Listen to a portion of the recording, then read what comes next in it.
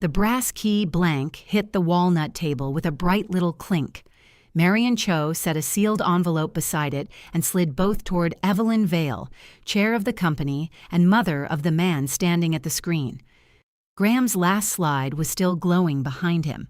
Account failure. Lena Ortiz. Your carelessness cost us the renewal, he had announced less than a minute earlier. Now he came around the table fast. Client correspondence should go through sales. He reached for the envelope. Evelyn caught it first. Sit down, Graham. She opened it with her thumbnail. The room seemed to shrink around the sound of paper unfolding. Marion looked at me, but I couldn't read her expression. Evelyn's eyes moved down the first page, then stopped. Bellwether terminated renewal negotiations, she read, because Vale Access Systems imposed a portfolio continuity adjustment after both parties had signed the approved pricing terms. Graham went very still. The letter had named his pricing change. What I couldn't understand, what frightened me more than his accusation, was why Marion had brought back the key I'd marked in blue grease pencil 11 years ago. 10 weeks earlier, that same key was sitting on top of a stack of renewal worksheets in my office, holding down the corner every time the air vent kicked on. Vale Access Systems occupied a converted plumbing supply warehouse outside Baltimore, with offices in front and 30,000 square feet of organized chaos behind them. From my desk, I could hear the pinning machines chatter through the wall. There was a different rhythm for 6-pin cylinders than for 7-pin. After 11 years, I could tell which machine Dev Malik was using and whether he was irritated by how hard he pulled the lever. That morning, he was irritated. "You've got a visitor," he said from my doorway. Dev was 6'4", narrow as a coat rack, and dressed as if every workday might unexpectedly include a funeral. White shirt, black tie, black trousers. The warehouse staff called him the Undertaker. Dev encouraged this by never smiling before 10. "I have 3 visitors," I said. "They're called deadlines. This one brought pastries. Then she's my favorite." Marion Cho appeared behind him, carrying a white bakery box and a binder thick enough to stop a door. She was Bellwether Residential's procurement director, which meant she was paid to notice what everyone else hoped she wouldn't. Her gray suit was immaculate. Her shoes were wet from the rain. She held the pastry box away from her body as if sugar were a volatile chemical. "I bought 6, she said. "Your receptionist took 2. Janice believes in a handling fee. Dev reached for the box. Marion moved it out of range. "Those are for people who attend the renewal meeting. I can attend emotionally. You can leave physically." He did, taking 1 pastry anyway. Marion shut my office door and placed her binder on the only clear corner of my desk. The renewal covered 43 Bellwether properties, 18,600 active cylinders, 7 restricted keyways, and a service schedule that could ruin a holiday weekend if one line was wrong. Vale supplied electronic locks for common entrances, brass hardware for unit doors, temporary cores during renovations, emergency replacements, and enough panic bars to make me see exit devices in my sleep. Bellwether was our largest account. It was also the reason I had stopped pretending my office could ever look tidy. I lifted the brass blank off the paperwork. Bellwether 6F was written across it in blue grease pencil. Marion tapped it. "You still have that?" "You gave it to me at our first meeting. I gave you a sample. You told me if I lost it, you'd assume I lost everything else. I was friendlier then. You were terrifying. I'm friendlier now. You know the names of 4 people in this building. 5. Dev stole my croissant. We spent the next hour checking line items. 4% on mechanical hardware. No increase on planned installation labor. Freight indexed quarterly against the regional carrier average. Emergency callouts capped by zone, not by invoice value. Bellwether would commit to a 3-year term if Vale held those conditions and maintained a 96% on-time fill rate. At the bottom of the pricing page, I drew a blue line with the same grease pencil I used on the sample key. Marion looked at it. "Still doing that too. My signature smears on the carbon copies. You know there's a button that says print. And one day, technology will become reliable. Our electronic access system paid for your kitchen remodel. My kitchen remodel paid for your electronic access system." She almost smiled. Marion saved smiles the way other people saved vacation days. There was one empty signature line. Graham Vale was 20 minutes late. He came in without an apology, set his phone face down, and read the page standing up. Graham was 43, but he carried himself like a younger man playing an older one in a commercial. Perfect charcoal suit, silver watch, hair that looked effortless because someone had worked hard on it. He had also spent the previous 18 months improving almost everything he touched. Freight costs were down. Warehouse errors were down. Our ancient inventory system had finally been replaced. Before Graham took over sales and operations, finding a box of concealed closers sometimes required 3 employees, a flashlight, and religious faith. Marion respected competence. So did I. That was what made him dangerous later. It was easier when the person across from you was simply bad at his job. 12% would reflect the market, Graham said. It would reflect your construction loan, Marion replied. His eyebrows lifted. Distribution center. It still has a roof. It also gives Bellwether priority stocking. We pay for stocking in the service retainer. You pay for allocated space. Priority availability is different. Then write down what it means. Graham pulled out the chair across from her. It means when a pipe bursts above a lock panel at 2 a.m, my people aren't sourcing replacement equipment at retail while your tenants are standing in a lobby. Marion's expression didn't move, but the point had landed. Graham knew the business. He knew how to take an operational detail, polish the fear inside it, and place it on the table as a price. I turned the worksheet toward him. 4% covers the projected hardware increase, I said. We kept planned labor flat because Bellwether agreed to consolidate installation windows. Freight floats quarterly, so we're protected if the carrier index jumps. And margin? 11.8 across the term. Our target is 14. Our target doesn't have another qualified vendor offering 9.3. He glanced at Marion. You shared their bid. I shared the number Lena needed to keep you in the room. Graham leaned back. The chair gave a faint complaint. His phone vibrated once against the table. He ignored it. What if copper moves again? He asked me. We reopen the affected hardware schedule. Steel? Same. Electronic components? Covered by manufacturer pass-through with documentation. Emergency labor overruns? Zone caps rise 3% in year 2. He looked annoyed, which was how Graham looked when he was almost satisfied. 11.8 is thin. It's honest, I said. Marion folded her hands over the binder. Those terms keep the account. The room went quiet except for the rain touching the windows. Graham picked up my blue grease pencil and rolled it between his fingers. He hated cheap objects. His own pen was a black German thing heavy enough to break a toe. Finally, he signed. 3 years, he said. No informal exceptions. No undisclosed charges, Marion said. He slid the page back. That would be a strange thing to agree to formally. Marion initialed beneath my blue line. After she left, Graham remained in the chair while I gathered the duplicate worksheets.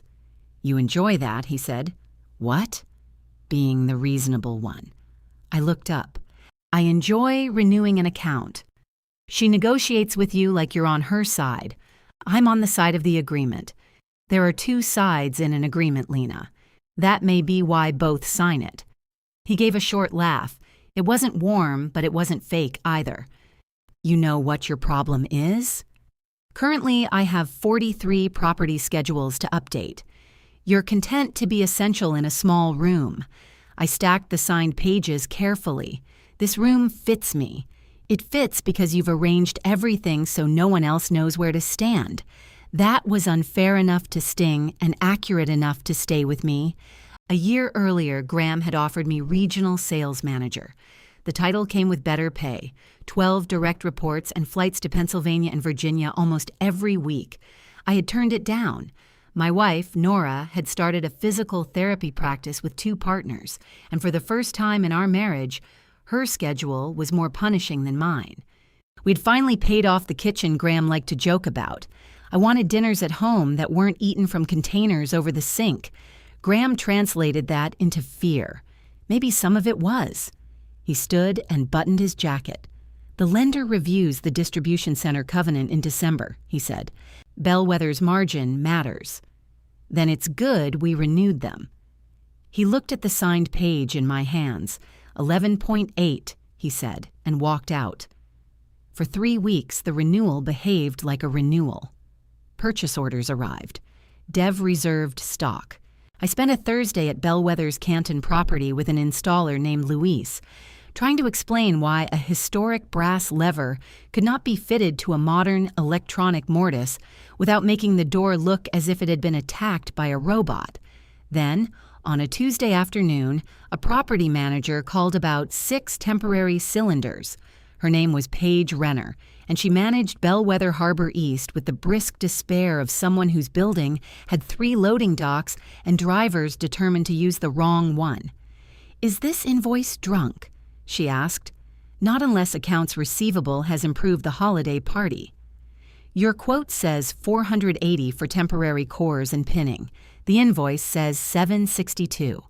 I pulled up the service order, 6 temporary cylinders, construction keying, 2-hour install. Nothing unusual. Then I saw a new line beneath emergency services. Portfolio continuity adjustment, 17%. Can I call you back in 10 minutes? Call me back in 9.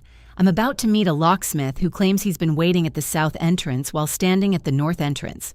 I opened the account pricing table. The 4% hardware increase was there. Planned labor was flat. Freight indexed correctly.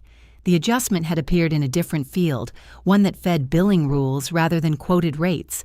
It applied not only to emergency work but to temporary cores, rush shipments, after-hours pinning, and replacement stock below minimum order value. I checked the activation date. 9 days after Graham had signed the renewal. Ruth Calder in accounts receivable answered on the first ring. "Tell me portfolio continuity is a typo," I said. Silence. "Ruth?" "You should talk to Graham." "Did you add it?" "I was instructed to activate it." "By Graham?" "You should talk to Graham." "Is it on every Bellwether property?" Another pause. "Yes." I took the brass sample key from my drawer and set it on the desk. It was a habit I had when an account problem became complicated. Put the object in sight, reduce the issue to the door it opened. 6 temporary cylinders, $480 approved, $762 invoiced. No mystery. No operational philosophy. Someone had changed the price after we signed. Graham was in the glass conference room with 2 bankers and a tray of untouched sandwiches. I waited 40 minutes outside his office after they left. He saw me through the glass, finished an email, then waved me in. I placed the invoice on his desk.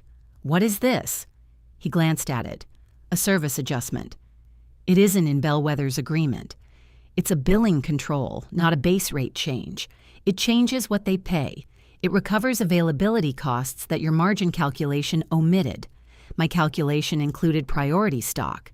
It included warehouse allocation, not continuity exposure.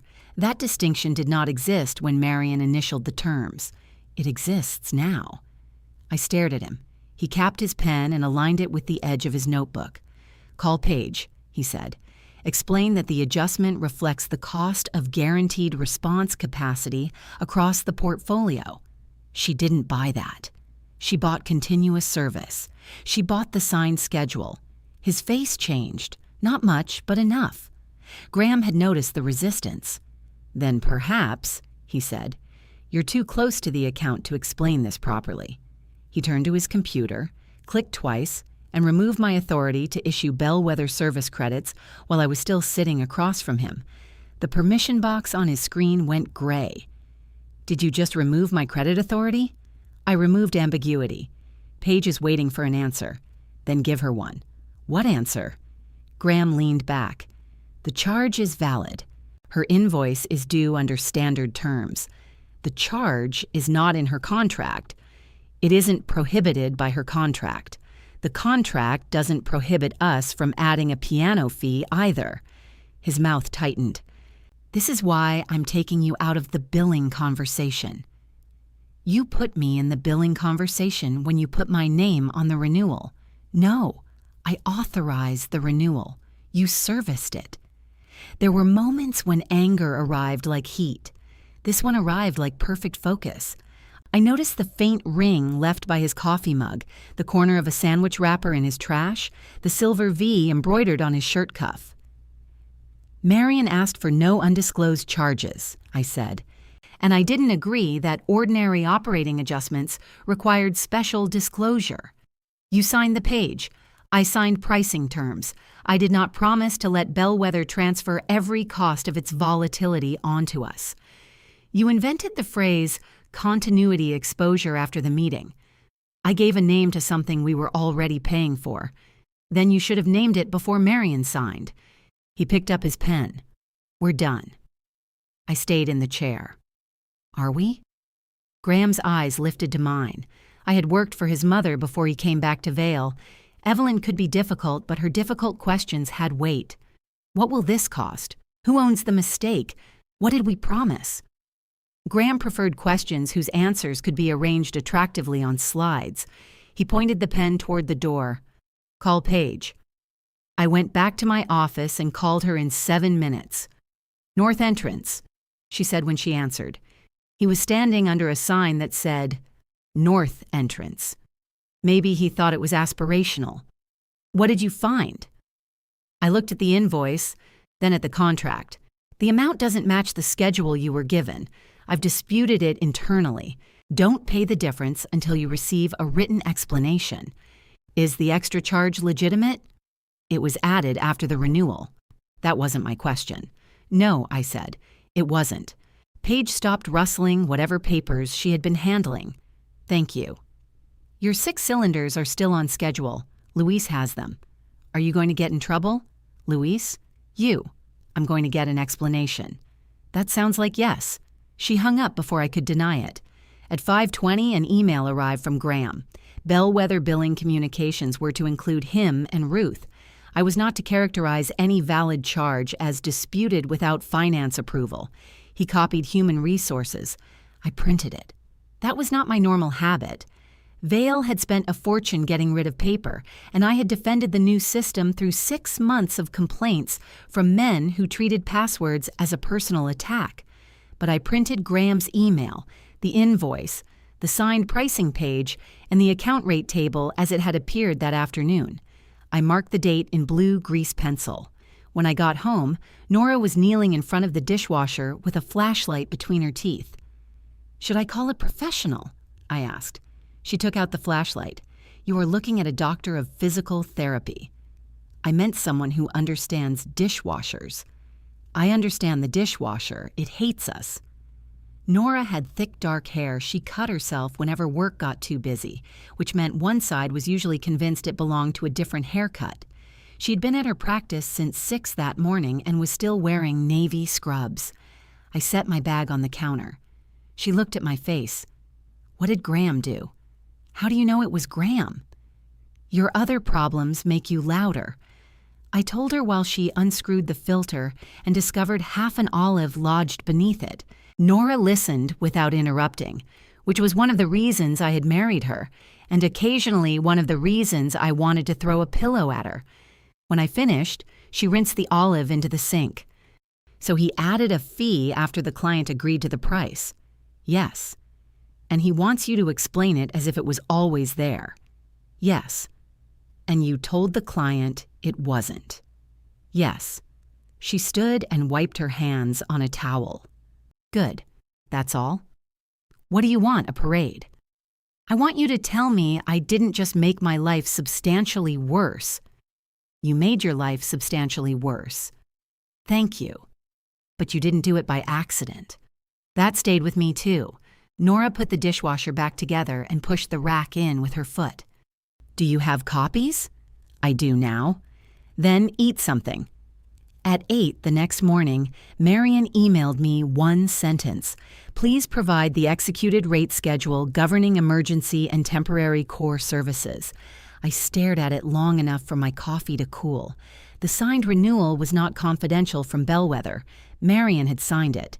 But Graham's message from the previous evening required him to be included on billing communications, and he had already shown me what inclusion meant. He would answer before I could, broaden the discussion, and turn a price into a theory. I attached the executed pricing page. I copied Graham and Ruth. My message said, "This is the schedule approved by Vale and Bellwether on September 14th. The continuity adjustment does not appear in it. Graham was in my office before the email had been sent for 3 minutes. You enjoy forcing things into writing," he said. "I thought the company did. We spent 6 months implementing a system for it. You just told our client that your director imposed an invalid fee. I told our client what appears in the agreement. You don't decide validity. Neither does the person who added the fee." He closed my door, quietly. Graham's worst anger was always quiet. "The distribution center has $6 million of debt attached to it," he said. "Insurance rose 9%. Skilled labor rose 11%. Bellwether expects us to hold emergency stock in 4 product families, then punishes us if it sits. Your renewal gives them everything they asked for and leaves us absorbing every risk you didn't want to discuss. I discussed the margin with you. You presented a number. I showed you the assumptions, and I'm correcting one." "After signing," his jaw shifted. For a second, I saw how tired he was. There were pale crescents beneath his eyes. Graham had been at the new warehouse every Saturday since construction fell behind. He knew the forklift operators by name.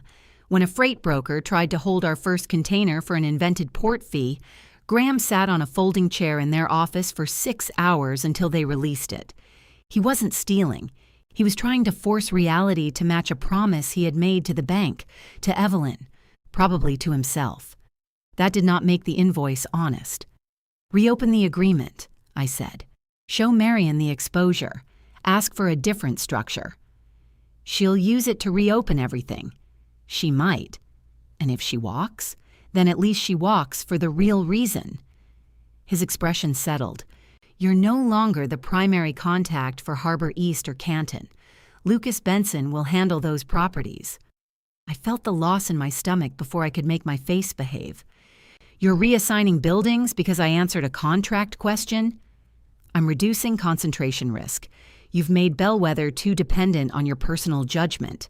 You offered me a management job because of that judgment. I offered it because I thought you could expand it. You chose comfort." The word landed exactly where he intended. Graham opened the door. "Lucas will need your notes by noon." Lucas was 36, pleasant, energetic, and so fond of phrases like "circle back" that I sometimes wondered if he had ever traveled in a straight line. He arrived at 12:15 carrying a fresh notebook and an apologetic expression. "For what it's worth," he said, "I didn't ask for this. I know. I'm not trying to take your account. You are literally taking 2 parts of my account. 1 point for accuracy." I handed him the property sheets. Canton's north service door sticks when the weather turns humid. The Harbor East loading dock manager signs deliveries under the name Red, but his legal name is Bernard Phillips. If you address anything to Red, procurement rejects it. Paige hates voicemail. Luis knows the old master key sequence at Canton, but it's changing during the East Wing renovation. Lucas wrote quickly. "Anything else?" Graham added a charge Bellwether didn't approve. His pen stopped. "I heard there was a billing issue. There's an agreement issue." He glanced at the glass wall. Graham's office was visible from mine. "I should stay out of that. You should know what you're walking into." "I'm servicing 2 buildings, Lena. I'm not renegotiating the portfolio." That's what I thought I was doing too. He closed the notebook. "I respect you," he said. "But you have a way of making every problem into a line nobody's allowed to step over. Some problems are lines. Sometimes they're just bad quarters." He left with the sheets tucked beneath his arm. By Friday, Bellwether had disputed 31 invoices. The adjustment totaled less than $18,000. a tiny figure beside the full account, but Marion understood what the percentage would do over 3 years. She requested a meeting. Graham held it without me. Through the conference room wall, I could hear only the rise and fall of voices. Marion stayed low. Graham's rose twice. Lucas came out after 90 minutes looking as if he had swallowed something with corners. "How did it go?" I asked. He kept walking. "Productive." "Is that productive in English or productive in sales?" He stopped beside my door. "Marion wants the fee removed retroactively." "Of course she does." Graham offered to cap it. It wasn't agreed to. He showed her our response capacity costs. She doesn't buy costs by surprise. Lucas rubbed the back of his neck. "He asked me whether you'd been discussing this with property managers."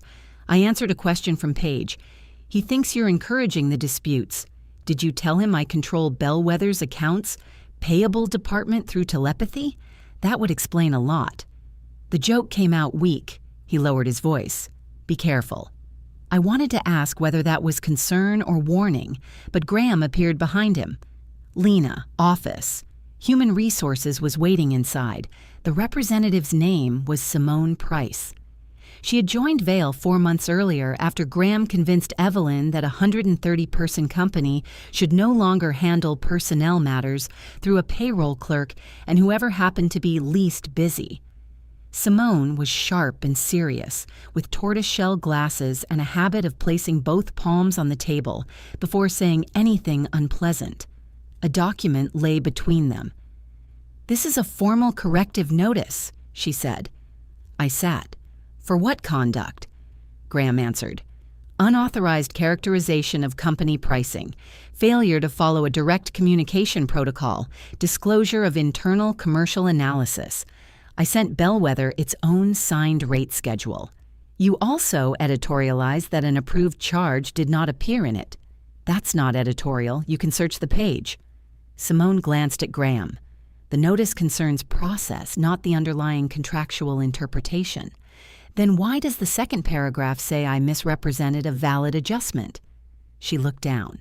Graham said, "Because you did." "Is the validity documented anywhere?" "The authority to implement it is." "Where?" His chair creaked as he leaned forward. "This isn't a deposition. No, it's my personnel file." Simone placed one palm on the paper. "You may submit a written response. It will be retained with the notice." "Will the supporting documents be retained too?" "Yes." Graham looked at her. "Relevant supporting documents." "The signed agreement seems relevant," I said. Simone's other palm came down. "Include whatever you believe supports your response." I took the notice but did not sign it. At my desk, I opened the quote system to check the revision history. The history tab was gone. I tried Bellwether's account rate log. Access denied. Then the customer relationship record.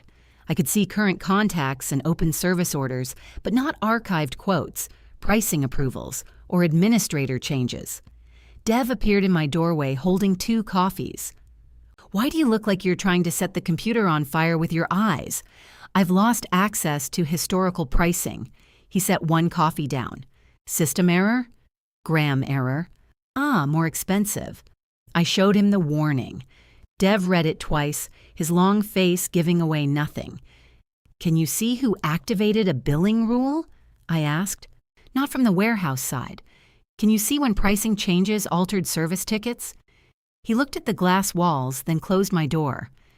"I can see when a ticket was released, revised, picked, pinned, staged, and shipped. Prices aren't my department." "But revision times are." "Yes." "Would checking them violate anything?" "It would be my job." For the first time that week, I breathed normally. Dev put the warning back on my desk. "I can pull exception logs," he said. "You should understand they won't tell you why anything changed." "I know." "And if Graham asks, I'm not lying. I wouldn't ask you to." "That's why I'm helping." He left me both coffees.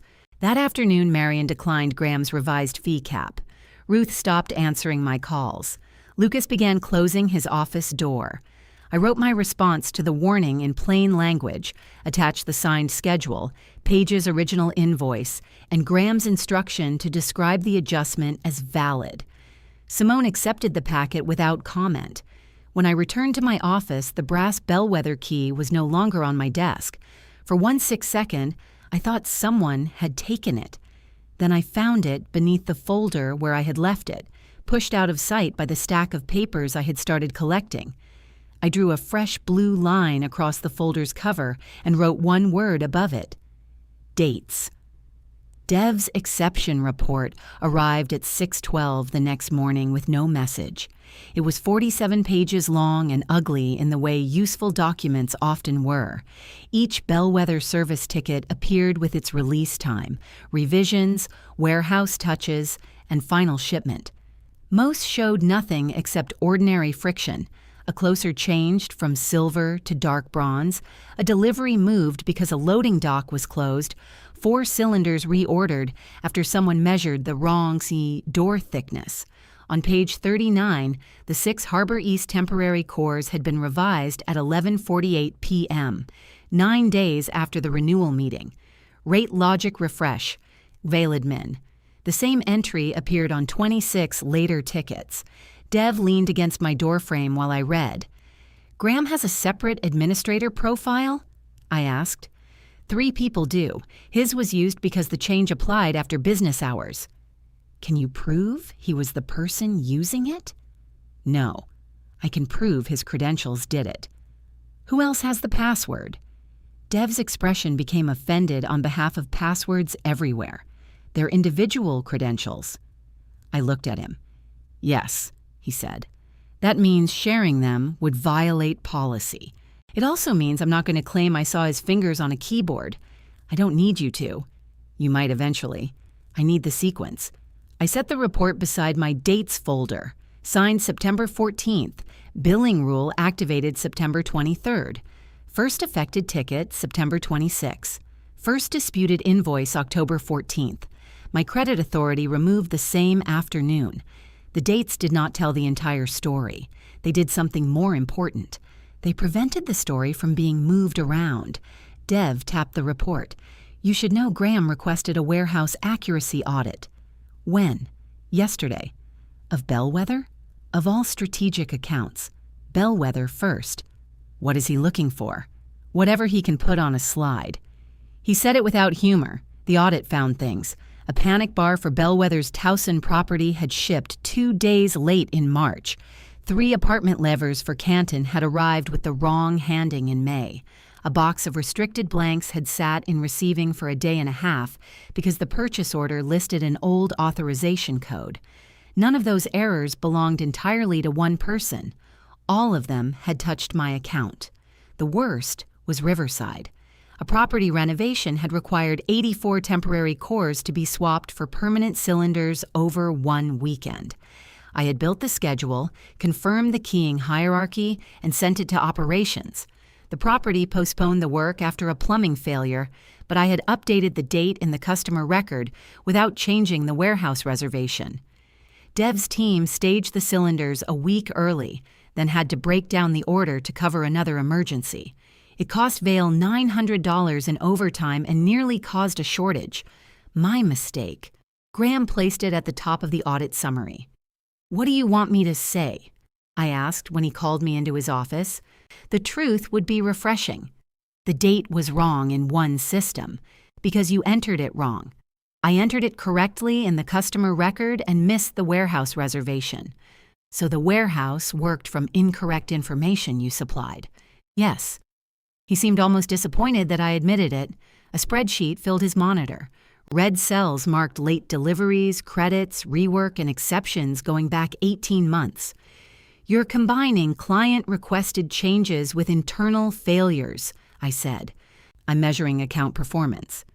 You marked Canton late after Bellwether asked us to hold delivery for a permit. It missed the original date, at their request, which should have been documented more clearly. It's on the delivery ticket, not in the customer record. He had chosen his battlefield well. Vale's records were full of truths stored in different places.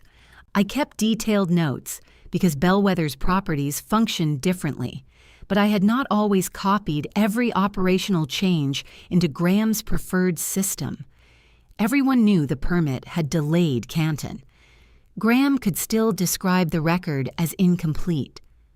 "What happens to the adjustment in this audit?" I asked. "This is a service review." "The adjustment changed service invoices." "This is why we have departments, Lena. So every conversation doesn't become whatever argument you want to have." He printed the spreadsheet. At the bottom, my quarterly bonus had been placed on hold pending account review. I thought of the dishwasher, the leaking section of roof over Nora's practice, and the estimate folded inside our kitchen drawer. We were not going to lose our house. We were going to postpone something we had worked for because Graham wanted my discomfort to become expensive. "You don't have to do this," I said. His eyes hardened. "Don't mistake consequences for intimidation. Then don't design them to feel identical." I took the audit summary with me. Nora found me that evening at the kitchen table sorting copies into piles. She dropped her keys into a ceramic bowl and lifted the first page. "Quarterly bonus hold," she read. "How much?" I told her. Her lips parted, then closed. "We'll manage," she said. "I know." "We delay the roof at the practice." "I know." "Kim and Tasha will be annoyed. They'll survive." "I know." Nora put the paper down. "You're allowed to be angry when I say we'll manage. I'm not angry at you. You're doing that thing with your mouth. This is my mouth. It has several settings." I pushed my chair back. "I could stop," I said. "I could accept that he's in charge of pricing, let him tell Marion whatever he wants, and keep the rest of my accounts. Could you?" "He thinks so." I didn't ask what Graham thinks. The refrigerator motor clicked on. I looked at the piles: signed terms, invoices, emails, service records. Every page represented time I was not spending with her. Holding my line had started to resemble building a second job inside my first one. "I don't know," I said. Nora came around the table and rested her hands on my shoulders. "That's a better answer." Marion summoned me to Bellwether's Harbor East office the next afternoon. She used the word "summoned" only in the tone of her email. "Bring the executed agreement, all disputed invoices, and the Bellwether sample blank." Her conference room overlooked the harbor. Gray water pressed against the pilings below, and a gull stood on a railing with the hostile confidence of a person who had reserved it. Marion closed the door. "Is Graham aware you're here?" "Yes. He told me not to discuss pricing without him." "And yet?" "You requested account materials. Servicing the account is still my job. For now." There was no cruelty in it. That made it worse. I placed the folder on the table and set the brass blank on top. The blue Bellwether 6F mark had faded along the edges from years of handling. Marion examined the invoices one by one. "Graham says this adjustment is authorized under your standard commercial terms. Our standard terms allow documented manufacturer increases and indexed freight. He says guaranteed response capacity is separate from product pricing. He can argue it should be. He didn't argue that before signing. Why? The distribution center loan. That explains pressure. It doesn't explain arithmetic. He believes the account leaves us carrying too much risk. Does it? Some. Not 17% on every affected service." Marion looked out at the water. "We would have discussed 6, she said. Possibly 7 if he had tied it to actual emergency usage. I had suspected that. Hearing it made Graham's decision seem even smaller. He had risked 3 years of revenue because he could not tolerate Marion saying no to 12. "Would Bellwether reconsider if he withdrew it?" I asked. 3 weeks ago? Yes. And now? Now my finance team has found the adjustment on invoices no property manager thought to question. My general counsel wants to know whether any other terms changed without notice. My chief operating officer wants bids from 2 competitors. "Marion," she held up one hand, "I'm not asking you to save this. You're in no position to save it." "I'm still the account manager. You have 2 buildings left, no credit authority, and a disciplinary notice. I stared at her. Graham told you? Graham told me you were removed from billing decisions, pending an internal performance review. Paige told me about the notice because Lucas told Paige to direct all invoice questions to him. Lucas had lasted 4 days before trying to reassure the wrong person. Marion pulled the brass blank toward her. You should not have told Paige the fee was invalid. I told her it wasn't in the contract. You told her both. It wasn't valid. I agree. I also know why your employer considers that insubordination.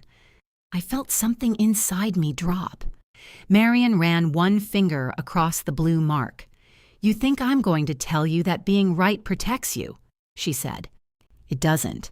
It gives you one useful thing, a clean choice. You can retract what you said and help Graham describe this as a misunderstanding, or you can remain accurate and accept that he may remove you before Bellwether makes its decision. What are you going to do? My job. That's not an answer. It's the answer you've given me for 11 years. She placed the key beside her binder instead of returning it. Bellwether's controlled samples remain with procurement while pricing is in dispute. You gave that to me. I lent it to Vale. The distinction hurt more than it should have. As I left, Marion said my name. When I turned, her face was unreadable again. Accuracy works in both directions, she said. If Bellwether exits, I will state why. Ruth came to my office after everyone else had left on Monday. She closed the door and stayed standing. I'm not giving you internal finance documents, she said. I didn't ask. You were going to. I was going to ask whether Graham instructed you to activate the adjustment. He did. Would you say that in a review? If I'm asked directly. By me? By someone with authority to conduct it. Ruth folded her arms. She was near retirement with cropped white hair and a collection of bright cardigans that made people underestimate how closely she read contracts. Why did you do it? I asked. Because sales operations approved a billing rule and finance implements approved billing rules. You knew it wasn't on the schedule. I knew it wasn't on the page you negotiated. That doesn't mean I know every document Graham has. Did he show you another one? No. Did you ask? Her eyes flashed. I have processed this company's receivables for 27 years. If I stopped every time a salesperson created a fee I had not personally watched a client sign, we would collect nothing. Marion explicitly rejected undisclosed charges. I wasn't in the room. The executed schedule was in the account record, and Graham is a director with administrator authority. She took a breath. This is what you need to understand, Lena. He didn't ask me to backdate anything. He didn't ask me to alter the signed page. He used authority Evelyn gave him. Whether he used it honestly is a question above my salary. Convenient. No, frightening. That shut me up. Ruth turned toward the door. If someone asks me the date, the profile, or the instruction I received, I will answer. I won't turn myself into your witness because you want the world arranged into brave people and cowards. I don't. You do a little. She left before I could apologize. Bellwether's notice arrived Thursday morning. The subject line read, Termination of Renewal Negotiations. The current service agreement required 60 days' notice, so Vale would continue supplying Bellwether through December, while Marion completed a replacement bid. The 3-year renewal would not take effect. Graham called an all-sales meeting at 10. He stood at the front with the notice projected behind him. Lucas sat across from me and did not look up. We lost Bellwether, Graham said. The immediate priority is continuity during transition and an honest review of how account stewardship failed. My name did not appear on the first slide. It appeared on the second. Missed service patterns, incomplete records, adversarial client communication, unauthorized concessions. I waited until he finished. Which concession was unauthorized? Graham rested both hands on the table. This is not the forum. You put it on a slide in this forum. Then let me be more precise. You negotiated below target margin without adequately documenting continuity costs. You signed the terms, based on your analysis, which showed 11.8%. The room had become painfully interested in notebooks. Graham clicked off the screen. See me afterward. In his office, he offered me a reassignment to small commercial accounts. The warning would remain. My bonus would remain frozen. I would surrender Bellwether immediately and agree that all external communication had to be approved. And if I don't? I asked. The board reviews the account loss Tuesday. I'll recommend termination. Your mother's board? His face went cold. The Vale board. I stood. That night, I sent Evelyn 3 pages, not 47, the signed pricing schedule, the audit entry showing GVALEADMIN, activating the new billing rule 9 days later, Bellwether's termination notice. I asked that all 3 be included in Tuesday's review. I asked that Ruth be available for factual questions. And I asked that Bellwether be permitted to state its reason for leaving in its own words. Evelyn replied the next afternoon. Request granted. Be prepared to address the service record in full. Marion's message came 5 minutes later. What time is the review? I told her. She answered, I'll deliver Bellwether's formal exit letter myself. I read Marion's message 3 times. Nora read it once over my shoulder. She's coming? She says she is. Is that good? I have no idea. Excellent. I was worried we might sleep before Tuesday. We didn't sleep much. I spent Monday night matching Graham's service audit entries to packing slips and client requests. I removed anything I could not prove. The Towson Panic Bar stayed. It had shipped late. The Riverside scheduling error stayed. It was mine. The Canton levers stayed, though the wrong handing had started with a property measurement Bellwether later corrected. By midnight, my response was 14 pages. By 1, it was 9. Nora brought me tea, read the first paragraph, and crossed out half of it. You sound like someone asking permission to exist, she said. I'm trying not to sound defensive. You're defending yourself. There's a tone. There's also a point. She handed back the page. I rewrote it in 4 sentences. Tuesday morning, Dev was pinning cylinders when I reached the warehouse. The machines chattered beneath the fluorescent lights, and blue plastic bins moved down the work tables in uneven rows. He saw me and switched off his machine. You're early. So are you. I work here. I've seen your office. The evidence is mixed. That earned the smallest lift at one corner of his mouth. He held out a black binder containing the original exception report, signed by him as warehouse planning manager. If asked, I'll explain what the system records and what it doesn't. Thank you. I'm not doing it for you. I know. I'm doing it because an audit log should not develop a personality depending on who reads it. I know. He looked toward the offices. Are you prepared to lose your job? No. That wasn't the question. I tightened my grip on the binder. Yes. Dev nodded and turned his machine back on. The board met at 10 in the large conference room, the one Vale used for lender presentations and annual insurance reviews. Evelyn sat at the center of the walnut table. She was 71, compact, silver-haired, and dressed in a dark green jacket with 3 pens in its breast pocket. She had founded Vale with her older sister and still walked the warehouse every Thursday, asking questions that made department heads discover urgent appointments elsewhere. Graham sat to her right. Simone from Human Resources sat beside him. The other board members included our finance director, the head of a regional construction firm, and Evelyn's cousin Arthur, who had spent 30 years in commercial real estate and seemed to regard all chairs as temporary obstacles to standing up. Ruth waited near the wall with a yellow legal pad. Dev had been told to remain available in his office. There was no sign of Marion. Evelyn looked at the clock, then at me. Bellwether was invited to provide a statement, she said. We will not delay the internal review.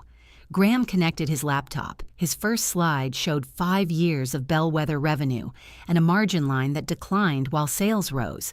It was effective because it was true. He explained the cost of emergency inventory, specialized pinning labor, and after-hours response. He showed how Bellwether's service expectations had expanded without equivalent growth in the retainer. He spoke without notes.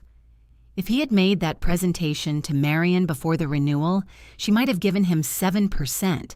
Then he showed the service record. Towson, Riverside, Canton, uncaptured change orders. Credits issued without adequate explanation. Delivery exceptions scattered across systems.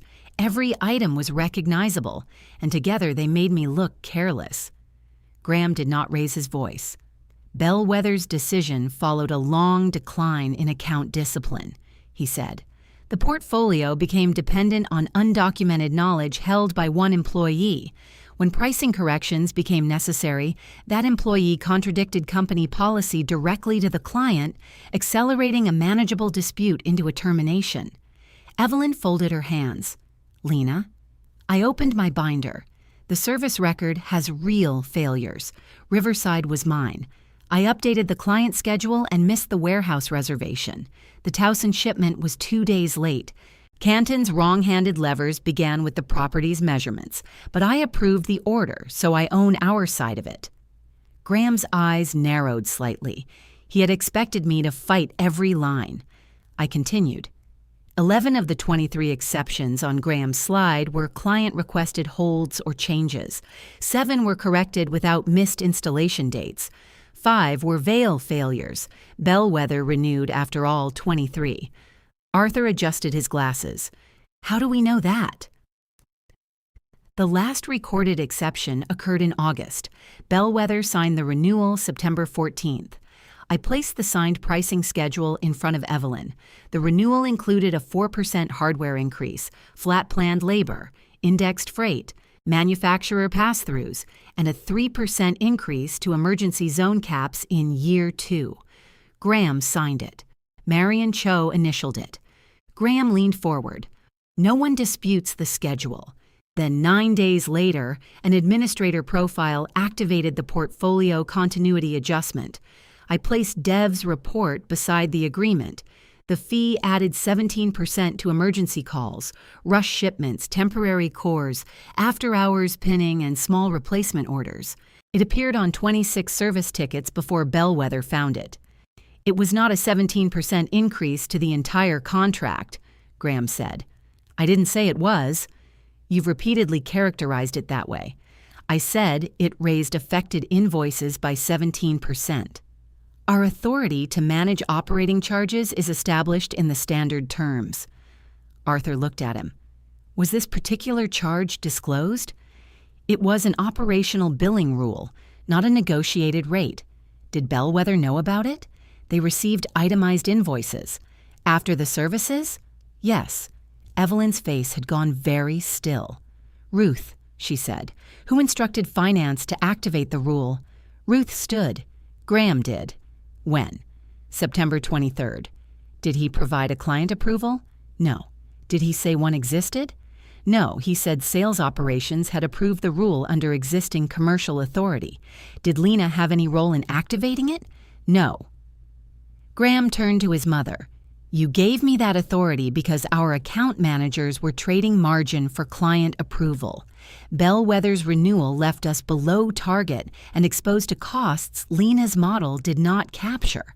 My model showed 11.8%, I said. You signed with that number in front of you because you represented the account as stable. It was stable until the invoices changed. That is speculation. The conference room door opened. Marion entered with rain on the shoulders of her gray coat. She held a sealed envelope in one hand and the brass sample key in the other. Sorry, she said. Your receptionist charged me a handling fee. Janice, visible through the glass wall behind her, lifted her coffee in salute. Marion crossed the room and set the key in front of Evelyn. It hit the walnut with the same bright clink it had made in my office 100 times. Then she laid the envelope beside it. Graham came around the table. Client correspondence should go through sales. His hand moved toward the envelope. Evelyn took it first. Sit down, Graham. He remained standing until she looked up at him. Then he returned to his chair. Evelyn opened the seal with her thumbnail. The first sentence confirmed Bellwether's termination of renewal negotiations. The second named the reason. Vale had imposed a portfolio continuity adjustment after both parties signed approved pricing terms. The letter listed the signature date, the activation date, the first 5 affected invoices, and the dates on which Bellwether requested removal. It also said something Marion had not told me. Bellwether's internal service review found Vale's operational performance acceptable for renewal. Lena Ortiz's account management was not a cause of termination. Evelyn read that sentence twice. Graham looked at Marion. You had already requested competitive bids. After you refused to remove the charge. You told us you were reviewing vendors.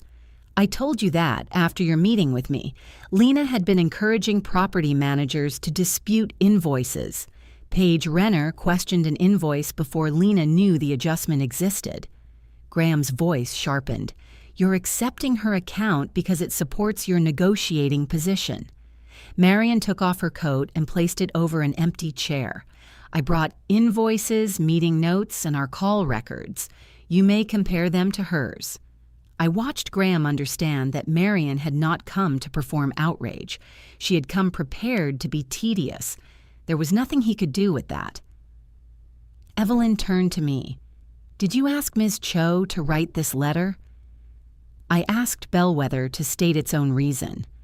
I wrote it with our general counsel, Marion said. Lena saw it when you opened it. Evelyn looked down at the brass blank. My faded blue mark crossed its shoulder. What does 6F mean? Our original restricted keyway, Marion said. Lena used it to verify every renewal binder against the correct account schedule. I took it back when the pricing dispute became formal. Evelyn closed the letter. The board asked questions for another hour. They asked Graham why he had not reopened negotiations. He said he believed Marion would exploit any sign of pressure, which was probably true. They asked why he had described the adjustment as an existing fee. He said it fit authority already granted to him. They asked why my bonus had been frozen before the cause of Bellwether's exit was reviewed. He called it a standard hold. Simone corrected him. It was discretionary, she said. Graham requested it. When they asked me why I had told Paige the fee was invalid after being ordered to support it, I answered honestly. Because she asked me a direct question about an agreement I negotiated. Would you do it again? Arthur asked. I looked at Evelyn. I would document the disagreement before speaking for the company, but I would not tell the client she agreed to something she didn't. Evelyn sent Graham, Simone, and me out while the board deliberated. In the hallway, Graham stared through the glass at the warehouse. You think this fixes anything? He asked. No. Bellwether is still gone. Yes. The covenant is still due. Yes. 130 people still expect to be paid while Marion teaches me a lesson about disclosure. Bellwether was willing to pay more. His head turned. She told me 6 or 7% was possible if you tied it to usage. For the first time that day, he looked wounded rather than angry. She told you that? Last week. She never offered it to me. You never asked. He gave a dry, exhausted laugh. You always know exactly where to place the knife. You put my name on the slide, Graham. The laugh disappeared. I was trying to keep the bank out of this building, and you used me as the reason you failed. Before he could answer, Evelyn opened the door. The board removed Graham's independent pricing authority effective immediately. He retained operational responsibility for the distribution center because replacing him in the middle of the lender review would have damaged the company further. But every strategic account change now required finance and account management approval. My warning was suspended pending review. My bonus hold was lifted. I remained employed. It did not feel like victory yet. It felt like being allowed to unclench one hand. The independent review took 7 weeks. It found 5 other accounts with continuity adjustments. 3 clients had received written notice. 2 had not. Vale refunded the undisclosed charges and paid for the mistake in credits, legal review, and a loan amendment with worse terms. Graham presented every correction to the lender himself. By spring, he had moved into a distribution-only role and stopped attending sales reviews. He came to my office once before the change became official. "I should not have blamed the service failures for Bellwether leaving," he said. It was not a full apology. It was accurate. "You shouldn't have changed their price after signing," I said. "I know." That was all we managed. Bellwether did not return when the refunds cleared. Marion completed her competitive bid and moved most of the portfolio to another supplier. Vindication did not restore the account, and trust did not grow back because a board finally used the correct words. 4 months later, Marion requested a proposal for a 6-property pilot. Vale could bid if the terms included client audit access, written approval for every new fee, and a quarterly service review. Evelyn offered me a new role overseeing strategic account controls. I accepted after my warning was removed, my bonus was restored, and the role's approval authority was written, so one director could not erase it with 2 clicks. I also limited travel to 2 days a month. "You negotiate like Marion," Evelyn said. "I've had practice." On the morning the pilot cylinders shipped, I found the Bellwether key blank on my desk. Evelyn had left it on top of the exit letter. I carried it into the conference room where Marion was waiting with the new pricing schedule. 4% on hardware, indexed freight, emergency labor tied to actual usage, no portfolio continuity adjustment, hiding in another field. I set the key on the proposal and drew a blue grease pencil line beneath the total. Marion initialed below it. Then I locked the key in the sample case, picked up the first shipping ticket, and carried it to Dev at the loading dock.